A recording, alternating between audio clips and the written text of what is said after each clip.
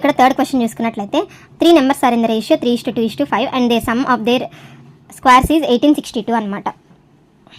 1862 the smallest of these ఈ numbers అన్నాడు అనమాట.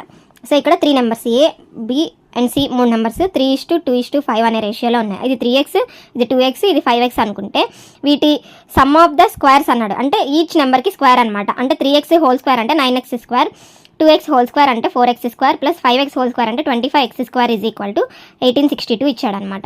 సో ఇదంతా సమ్ వచ్చేసి 38x స్క్వేర్ అవుతుంది. ఇది 1862.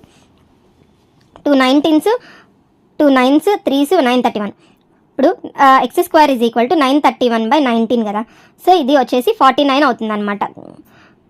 x square is equal to 49, x is equal to square root of 49 అంటే 7 అవుతుంది.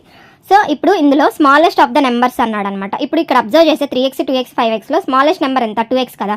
2 × 7 అనేది మనకి 14 అనేది ఆన్సర్ వస్తుంది అనమాట ఇక్కడ.